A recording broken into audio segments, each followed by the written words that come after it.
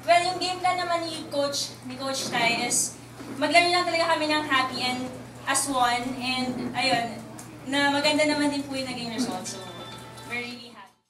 It's part of the game then, and I think the girls are very strong naman and very brave na para bumalik sa mga susunod pang games. And I think their mindset naman is not to give up then, as lahat naman ng players yun yung inaano. It's a parang challenge din for everyone and challenge siguro for them. And I think gagawa nila ng paraan yun, and alam ko matapang sila, kaya nila. Kaya natin, kaya ng volleyball, kaya nila, and kaya ng kahit sino po. Ang lakas lang siguro. Sobrang lucky lang din talaga namin. Kasi ginalit siya ng red. Hindi, sobrang lucky din kasi kahit sumasabit sa net, nakaka-point din. And yun, with the help of my teammates talaga and with Coach Tai and sina Sir Ricky na they just tell us na parang relax, stay happy inside the court. So, kung nawawala yung pressure, so mas magaan yung feeling sa loob ng court.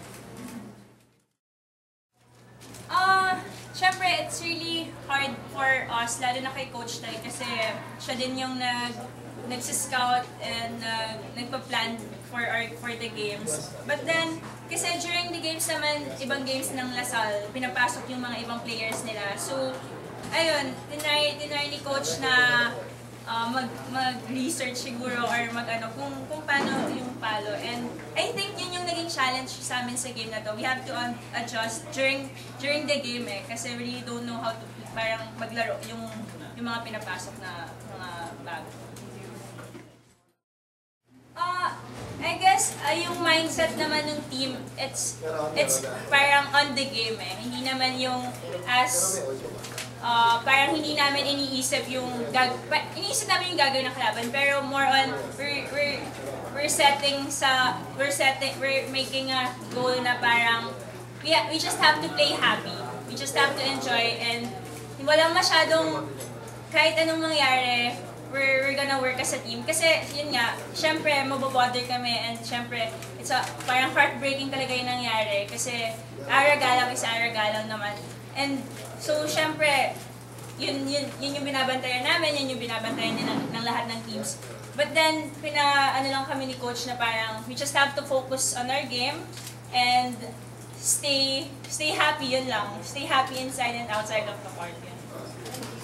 Eliza, tatapusin niyo na ba? Ay, sabi ni Sir Tony. Well, syempre, si Sir Tony. Wait, no. Okay, sorry.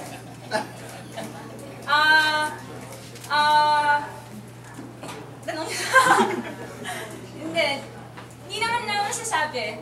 Well, we're gonna play our hearts sa Saturday. We'll never know what's gonna happen, and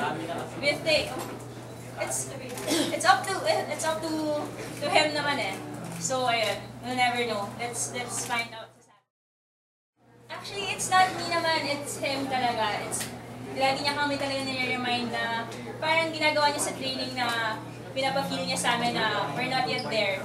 We have a lot of things to improve pa, to learn. So, ayun. So, which is very nice naman. And we think talaga na everyone's a rookie talaga pag nasa training kami kasi ang dami pa namin natutunan.